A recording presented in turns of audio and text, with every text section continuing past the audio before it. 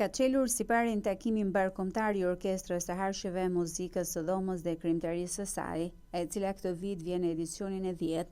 Në natën e parë performuan Orkestra e Elbasanit, Okteti i Fizarmonikave, Kuarteti Viva i Orkestrës së Forcave të Armatosura dhe Orkestra Stigal. Eventi, i cili tashmë është kthyer në traditë, kërkon një publik të përzgjedhur, i cili nuk mungoi as këtë edicion.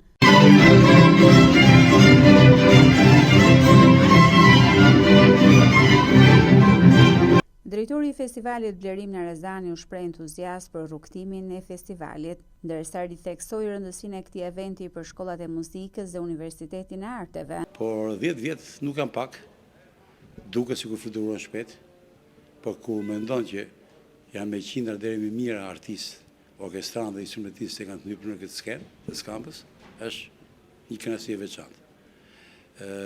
Krijimi i këtij lloj projekti kishte vite që kishte në memorien time parasysh se e shikoja dhe ndjeja që po paksohesh numri i nxënësve në shkollat artistike, po rrezikohesh shkollat, po rrezikohen sepse numri më i madh i nxënësve janë harqet.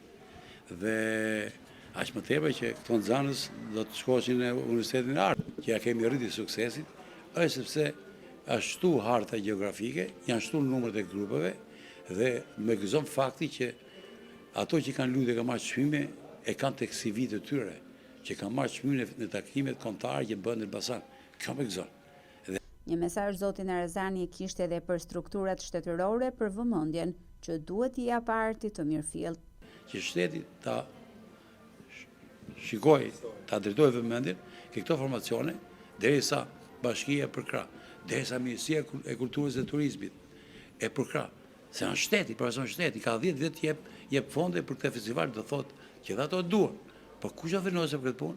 Unë që nuk e quaj program apo mision, festival, po e quaj mision. Zeqir Sulkuqi, pjesë e formacionit të Orkestrës së Elbasanit, u ndalte performanca artistike dhe rëndësia e mbajtjes së eventeve që i dedikohen një publiku të përzgjedhur. Po, kishim nderin që si vend mikpritës të hapte Orkestra e Harqeve e qytetit tonë, e qytetit Elbasanit, orkestra që përbëhet tërësisht nga mësues, instrumentist, studentë dhe nxënës Elbasanas.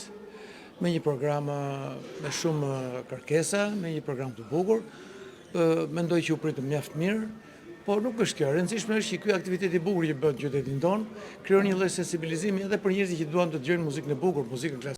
Për 3 net me radhë, festivali do të mirëpresë orkestra dhe ansamble nga Elbasani, Tirana, Durrësi, Vlora, Fieri, Birati, Ulqini, ndërsa mbi 200 artistë do të ngjiten të performojnë në skenë.